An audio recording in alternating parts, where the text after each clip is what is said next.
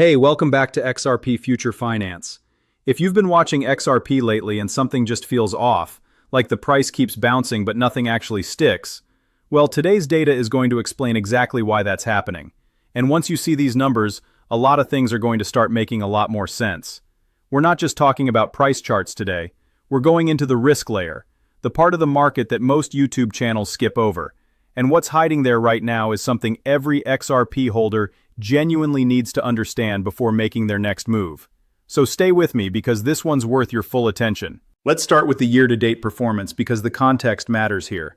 XRP is sitting on a 43% loss so far this year. Now, that number alone tells you the price has been struggling, but here's what most people aren't asking. Is the risk worth it? Because in crypto, price going down isn't the only problem. The real problem is when an asset keeps swinging wildly and traders aren't getting rewarded for absorbing all that volatility. That's the situation XRP finds itself in right now, and the Sharpe Ratio data is the tool that makes it measurable.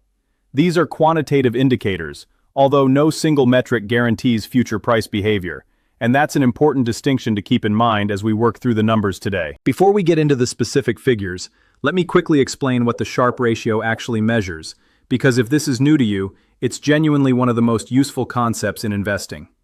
At its core, the Sharpe Ratio answers one question. How much return are you getting for every unit of risk you take on? If you're holding an asset that moves 10% in a day, but only delivers 1% net gain over a month, your Sharpe Ratio is going to be poor. You're being whipsawed by volatility without being compensated for it. A positive and high Sharpe Ratio means the risk is paying off. A negative one means risk-adjusted performance has recently been unfavorable. You're absorbing price swings while net returns stay flat or negative. Right now, XRP's Sharpe readings are firmly in that negative zone, and all three key metrics are leaning in the same direction at the same time. Here are the actual figures. The 30-day Sharpe Ratio is currently at negative 0.29. The Sharpe Z-Score has dropped to negative 1.57, and the 7-day Sharpe Momentum is sitting at negative 0.09. Now I want you to notice something here. It's not just one metric that's negative. All three are aligned. That kind of consistency across different time windows and different calculation methods isn't noise. It looks more like a persistent pattern developing across the board. When the short term, the medium term, and the historical deviation all point in the same direction, you're not looking at a one-off blip. You're looking at a developing trend in risk-adjusted performance that's worth taking seriously, while keeping in mind that these readings can shift as market conditions evolve. The 30-day Sharpe at negative 0.29 is the most straightforward reading. Over the past month, XRP has generated negative returns relative to the volatility traders have had to sit through. Think about the past few weeks, the swings, the false breakouts, the moments where it looked like XRP was about to move and then reversed. All of that volatility, and at the end of it, the returns haven't justified the ride. That's what negative 0.29 reflects in real terms. When that becomes the consistent experience over an extended period, it tends to change behavior in the market. Traders start pulling back. Volume softens. Conviction weakens. That's not speculation, that's a fairly well-documented pattern in how markets respond to sustained periods of unfavorable risk-adjusted returns. The Sharpe Z-Score at negative 1.57 is where things get even more interesting, because this metric isn't just comparing XRP's recent performance to last month, it's comparing current performance to XRP's broader historical average on a risk-adjusted basis.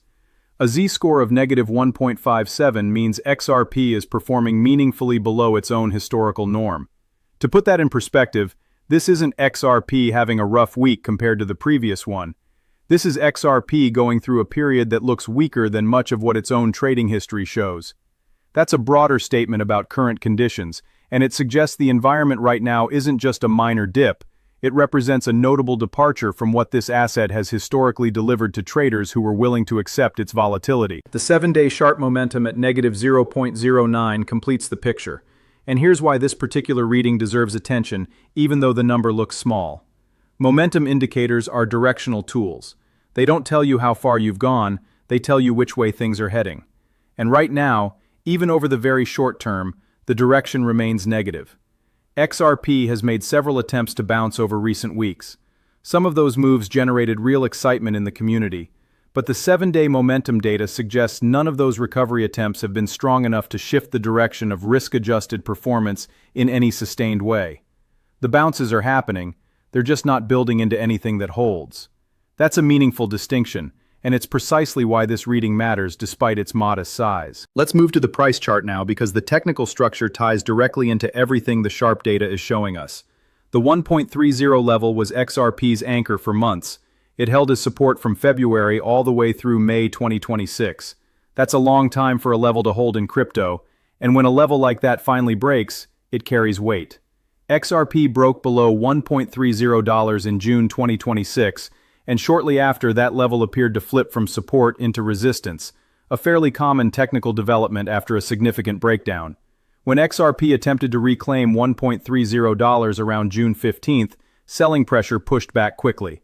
That rejection triggered another leg lower and brought XRP down to where it currently sits, around the 1.04 area. At approximately $1.04293, XRP is leaning on what is currently its most closely watched near-term support. This level matters because it's where buyers have stepped in after the most recent decline. The question going forward is whether that holds. If it does, there's a potential path towards stabilization and an eventual recovery attempt.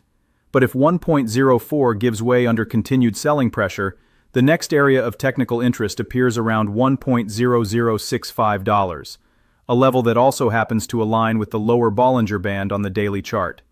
When two different methods of analysis converge on the same price zone, it tends to carry more weight than either would individually, and that makes 1.0065 a level worth watching closely. Breaking below $1.0065 would be a notable development because it would push XRP into territory that hasn't been visited in potentially many months, and losing proximity to the 1.00 handle carries psychological weight beyond just the technical implications. The $1 level tends to attract attention in market perception, and moving below it can influence sentiment in ways that pure chart reading doesn't fully capture.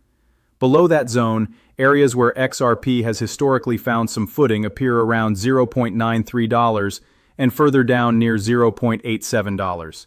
Keeping those levels on the radar isn't about expecting the worst, it's about understanding the landscape so decisions can be made with clear eyes rather than in reaction to surprise moves. On the upside, the recovery path is identifiable, even if it isn't straightforward. Traders may look for evidence of improving momentum beginning with a move back above the middle Bollinger Band near $1.12. That would be a first checkpoint worth watching. From there, the upper Bollinger Band around $1.23 becomes the next meaningful level to clear. Neither of those moves would signal a full trend reversal on their own, and given what the Sharpe data currently shows about momentum, they'd likely require a genuine shift in market participation, more consistent buying activity rather than short-term pops that fade quickly.